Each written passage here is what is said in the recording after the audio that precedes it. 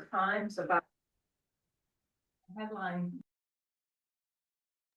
Okay, the chair will call the minutes, January 15th, Now we have not blocking. 2026 Board of Commissioners meeting to order. First item on our agenda is to approve the minutes of January 7th and January 8th. Motion to approve has been seconded. Any amendments or changes to the minutes? Not hearing, all those in favor of adoption, indicate by saying aye. Those opposed, okay, the vote's unanimous. All right, well.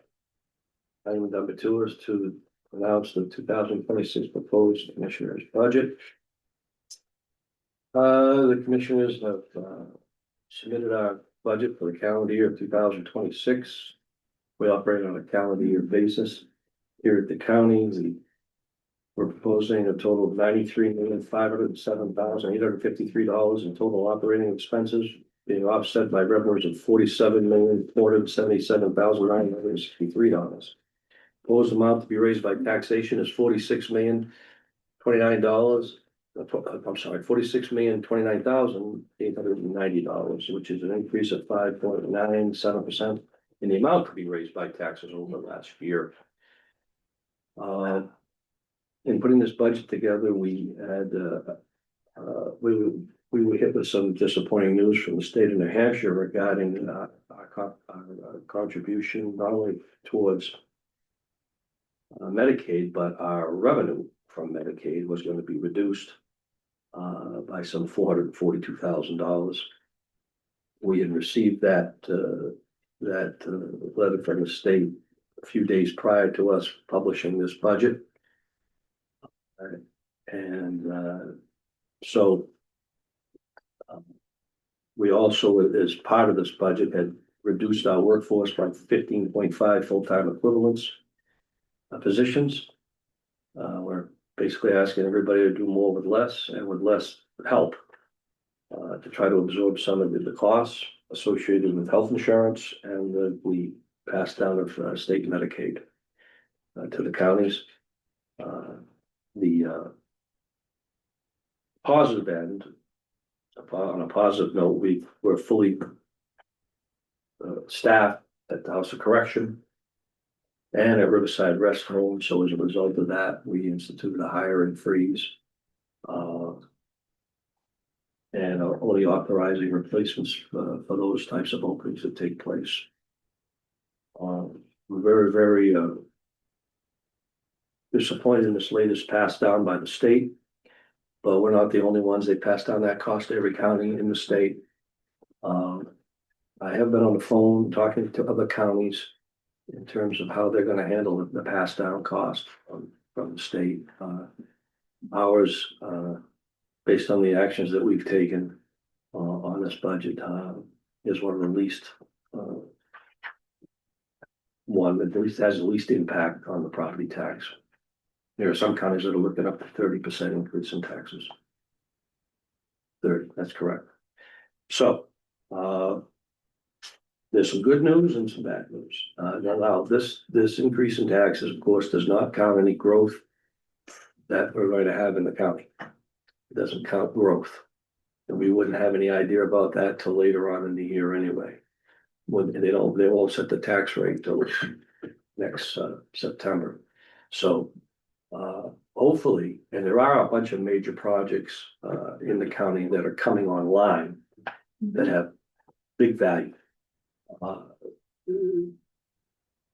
Especially some of those that were in tax increment financing districts that we had agreed to allow the cities to operate, because the counties have an opportunity to participate in that cost that they're retaining, but we've said no, that any town or city that wants to create a tax increment financing district, the county didn't want any money out of that the town could or city could reduce its debt quicker.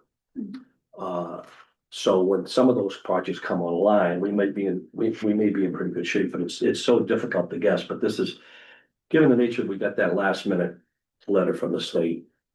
We had no time to figure out any more further adjustments that we could make. We've expanded our revenue as much as possible, and not only at Riverside, but at the jail. So with that said,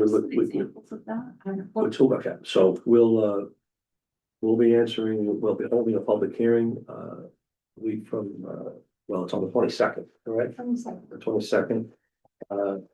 This will give the public has 10 days now to look through the budget and, ask any particular questions they want, but I think I've outlined pretty much the big ticket items that were involved here. Pretty much this is just a very, very stable budget outside of those Medicaid transfers that we were unaware of. And a healthy, a significant increase in the cost of our health insurance for the employees. And as always, the commissioners, this commission, with 2 new members and working with Mr. Bauer and the other department heads have made whatever revenue we had available to stabilize our workforce, so the employees got a modest increase in their pay so that we can attain help.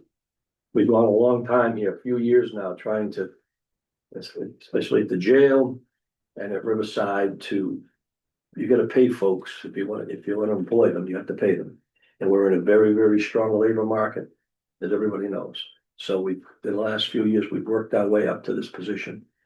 And I want to thank all the department heads and the elected officials for working with us on this document. There was no stone left unturned. We went through everybody's budget meticulously, and even though that we couldn't meet all the needs that were asked of us by the employees, we think we came up with a balanced product. So with that said, you folks, you guys want to add anything to any comments in the budget at this point? Okay, then Raymond, you have anything you want to add? No, sir. Okay. All right, we got some upcoming events. We've got the special committee on long-term care meeting on the 16th, which is this Friday. Any old and new business? Discuss. Ray, you have this with them in 2 days. Yeah. Mr. Chairman, Diane and I and Pam Arnold, the treasurer, are making a recommendation to invest some of the funds we borrowed from M&T back. Yeah, with back to M&T. Yeah. They saved us a pretty good hunk of money with the rate they gave us, and we had no deposits with them. Sure. So we'd like to I'll thank them. That's a very good way to thank them. well, it's a way to say, hey, thanks for the help, and we want to in turn deposit some money with you. And they've been bidding on our TANs, for a bit now too. So they've been putting in bids, and they did get the winning bid for, a $30 million TAN. For 2020, our first round of 2026. So they have been really good to us. And as you said, this is just a way of, and it's never a bad idea to diversify as well. Right. No, you guys have any objection? No. So there's a document. Yeah, so this is a letter to Jonathan Cohen, the senior vice president that we've been dealing with. He's been the one that's been, preparing our TANs and whatnot. So if we can get the signatures of all the signers, this will start the process of opening up an account. All of our banking will still be with Camden National Bank. For now. For now, right. Yeah, but this would be Talked about Going out. diversifying some of our deposits. Right. For a bit. Yeah, we'll be going out to bid in April, but this after the budget, right? this will be the 3 commissioners and the the auditor. treasurer and the deputy treasurer. Yeah. Our authorized signatories. So there will be, this is just to start the process. There will be a signature card for the actual bank Sure. account. The account, yeah. Yeah. That will be Okay. coming, so. I just want to I'll get record and have her on that right now. But, I'm very impressed with Commissioner Levitt and Commissioner Feliciano's, attentiveness to this budget. I want you to put that, do you hear what I have to say there? Thank them for. I'm sorry. Thank them for their attentiveness. and Can you working through the budget with me on every line item I find greatly appreciated. And, I think they asked some great questions, and I was just impressed with their thoughtfulness and their attention to detail. So I just wanted to say that. I didn't, as you guys, I was going to say that. Anyway. Okay, we all set with anything else from you or Diane? You guys are all set? We're all set, sir. Okay, great. Okay, we get questions or comments from the public related agenda. Susan, you got any questions for us? Yeah, you said that you have basically eliminated 15.5 Correct. positions. FTE. but Thanks, correct. Okay, is this gonna result in layoffs over these positions that They were were vacant. open anyway? There was some of them were vacant, some of them was part of a reorg, so it's a mixture throughout the budget. Some we asked people to take over, Right. other people's Position. jobs besides their own. Right, And how many did you take over? One, I took over the head of community corrections. right. So I'm the nursing home administrator, the county administrator, and I'm now the direct head of community corrections, which supervises 600 people in the community. Mhm. And for no extra compensation. But I'm thinking down the line, Well, when down the road, down. how is this gonna explode back onto the county? Oh, when him No, him and I interference leave, you're gonna too, have a big but sooner or explosion. later, we all don't live forever. Well, I was hoping to retire before I die, but That's gonna happen, but I'm just thinking down the line. it's at least, yeah, it'll be at least two, maybe three people. Three people, That we're gonna have to put back online to replace. that's correct, Right, and you have to pay their health insurance, because right now I'm on Medicare. right. Right. So I can say it saves the county a It's substantial on money. the short end, but on the long end, Yeah, is that just playing devil's advocate here? well, you're right. I mean, there's no question that, I mean, And he's not the only one. We got other people in the organization that have taken on too. I think the fact that when we lost through resignation, a very expensive nurse at Riverside who did all our COVID and other things, we were able to bring Dee Brown in for actually quite a bit less money than she was making, who also holds an administrator's license. Right, right. So and obviously we're working for her to keep that license. Now, whether she replaces me in that position, obviously will be up to the commissioners at the time. At the time I leave, I don't intend on, I don't intend on leaving in the near future, and I especially don't intend on dying in the near future, but you never know. And This God's plan. yes, ma'am, I understand completely. I understand completely. So, yes, that, There's no question. could I just explain for another Sure. second, Mr. Chairman? When my annual evaluations were done by the commissioners, the prior commissioners. One of the things that was pointed out to me that I needed to correct was that I needed to have a better succession plan for myself. And I think that's where Chris came in as an example. That's why we brought Dee in so we'd have the most difficult position to fill is a nursing home administrator, because there's so few, so few licensed people. And the test is extremely difficult, and there's no one at Riverside other than Dee who even qualifies to sit for the exam. I've managed to accomplish that in two, and in the third one, taking over community corrections, I have two very qualified people that I presume would be interested. they expressed interest when Kerry left, but this was an opportunity to save the county $100,000+ for now. Cause that's what Kerry's salary was, 100 and something thousand. And, so it was an opportunity, to save that money, so the commissioners elected to do that, and I started community corrections back a long, long time ago, and they've certainly taken it to a much higher level Than what you than ever expected it. what I ever expected it to be. So,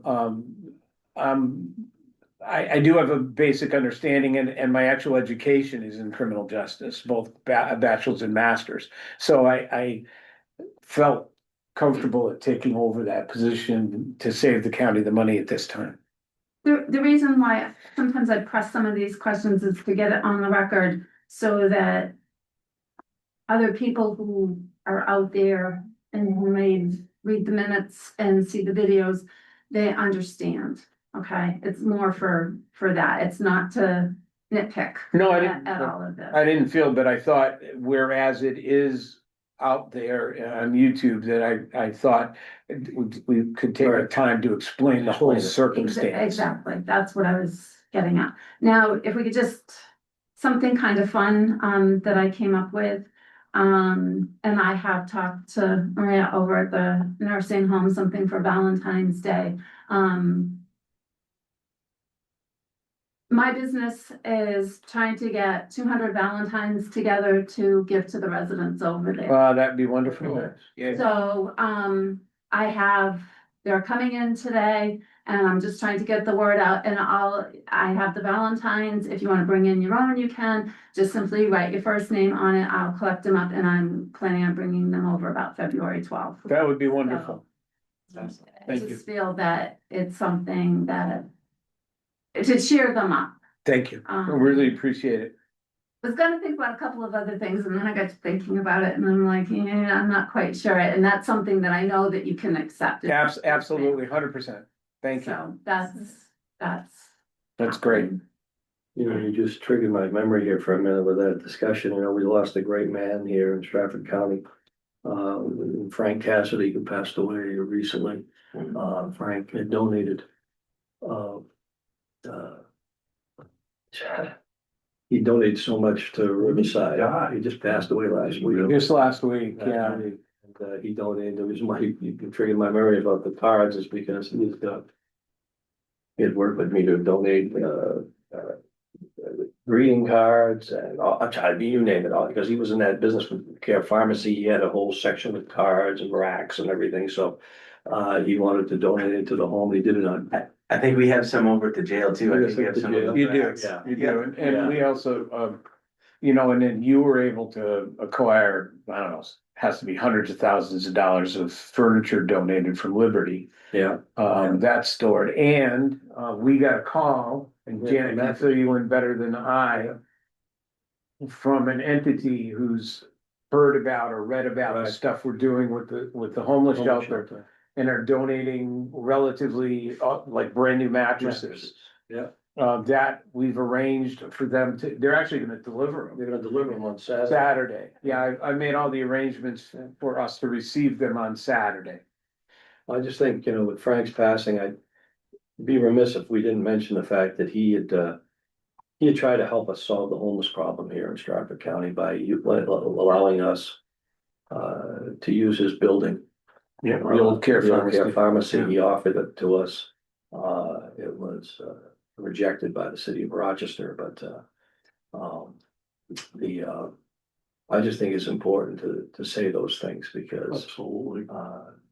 it was a perfect building. It was right down the street from Frisbee Hospital, so there was a lot of positives to that. Right across the street from the ice cream. So, I mean, how good is that? Yeah, and The other thing is, Mr. Chairman, if I might. Yeah. He used to be our pharmacist way, Right. 30 years ago, before the pharmacy business got so complicated, at the nursing home, all the different new regulations and stuff, that he just couldn't keep up with, so he gave it up. Yeah. And now it's just, it's a handful of commercial pharmacies that that we go out to bid and get the best bid we can. But I remember, we'd call him at 2, 3 in the morning and he'd come out with medication. This is before you could have an e-box. Now you Right. can have an e-box with about 40 different meds.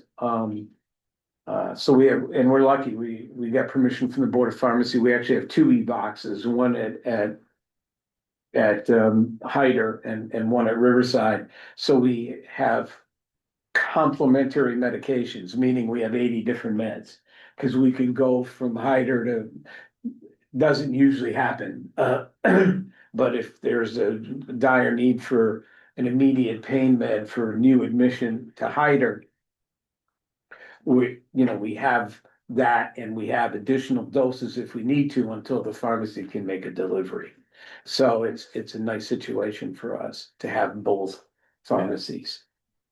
I mean, both e-boxes. So the letter from the state, the 442,000, if I get that right, plus or Right. minus deficit, that has not been incorporated into this budget. It has been.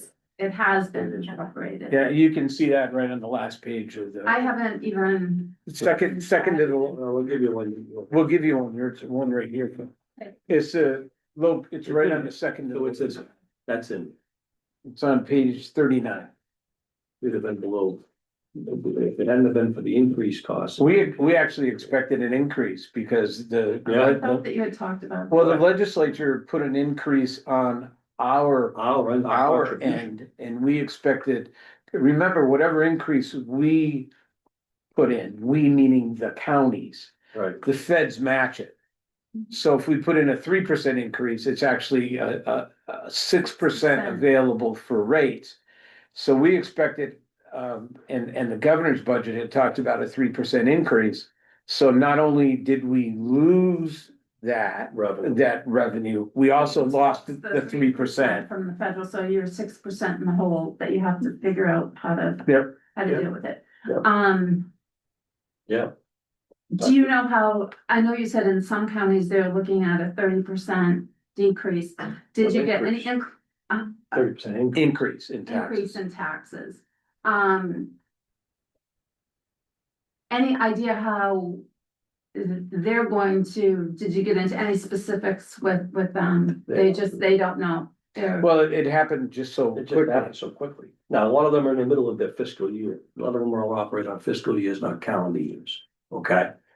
So it's happened in the middle of their fiscal year. Which is gonna throw them into more of a spiral. Right, right. So they don't know, they don't know. They just don't know. They're just sitting back, Even if a rate just stayed flat, it would right. be 1.5% less of an right, increase. of an increase. And if they'd taken the 3% and matched it like they should. Well, if they would have done that, we would have 3% been and matched it, we'd have been. down into the 4s. Right, we'd have been right below 4s if they'd have done that, but they didn't do it. I don't know what they're doing, but you have to have some warning on these things and on top of it, I just don't think that they have the staff. The state just does not have the staff to do the things, the actual mechanical aspect of. I don't think it's not easy because when you have 71 nursing homes are filing cost reports. We're already a year behind anyway in the rates, at least a year behind in rates, if not more. So. We file cost reports and then they scrub the cost reports and then they turn around and they figure out what they're gonna do with rates and they wait for the legislature to turn around and see how much money they're gonna appropriate. So that's why when we thought there was a 3% hike increase, which we were only supposed to have a 2% hike increase by statute, they raised it to 3%. We said, okay, well, that's gonna, if they match that with the feds, then we're gonna have more revenue into the system. And they didn't do that. I don't know what they did. I can't, you have the, I don't know what they did. And because it's all runs a year behind, it's all up over a year behind. I get it. So, And one of the more famous questions that you get asked every year is with regard to the tax caps. So I'm assuming that this budget falls within tax cap compliance. it's hard to say. I don't I don't know. It's, we don't know what the base is. We don't have any control over the base. We guess at it. And, You know, we always guess at it. Sometimes we're pretty close, sometimes we're not close. as an example, Diane was kind enough to put together the tax rate for every city and town in Strafford County. 5 of them, the county tax went down last year, and literally down. And 8 of them, the Right. county tax went up. So as an example, and this isn't rigged, I assure you. I lived in Somersworth, and Somersworth had a large decrease in county tax. It's just how the. It's just how the formula goes. Right. Yeah, Somersworth had a large And decrease. two communities had large increases in all of their taxes, but they had decreases. 2 of them that had large decreases in all of their taxes had an increase in their overall tax commitment. So that shows you that they had a revaluation done. Yeah, so I wasn't counting those. Yeah, I wasn't counting those. I was, I wasn't, in other words, Somersworth did not have a reevaluation, so I didn't save. What we did is save the city of Somersworth because the county tax in Somersworth, like Rochester, is counted as part of the tax cap. The county tax in Dover is not part of the county tax cap. But it's interesting. Dover had an 8.65% tax increase. The average taxpayer is gonna pay somewhere like $850 more. This is the average taxpayer. The county portion of that is, of the 8.65 is less than 0.5%.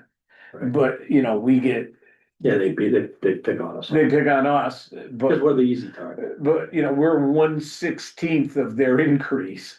Right. But, they blamed us. The other thing too is, Part of the I increase. looked at the Dover rate, for example, because I pay it.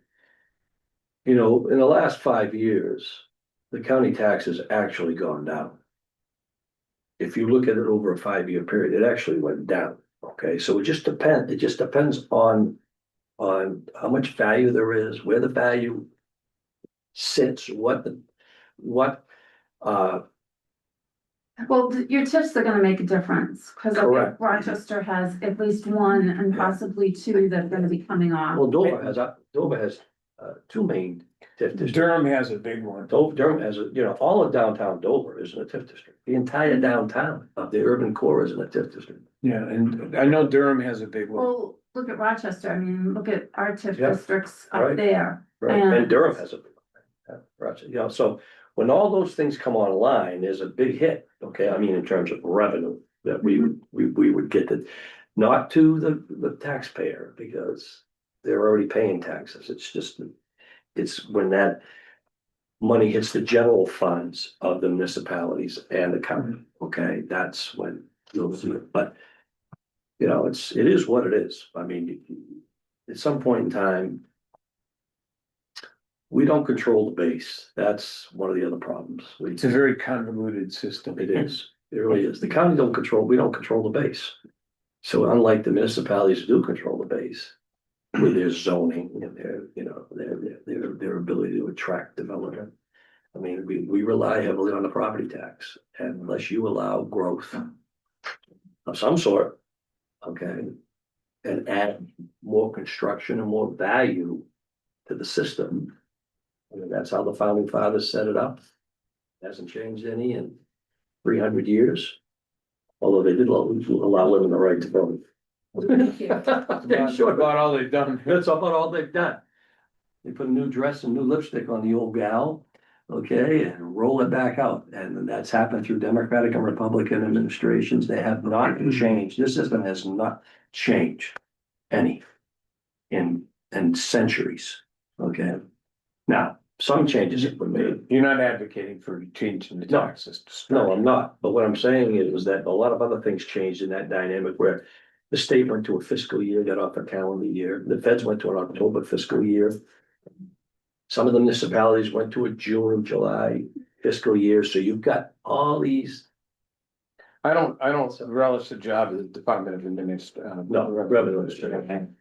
trying to, And we do have a non-public. This I know we're gonna get to it, yeah.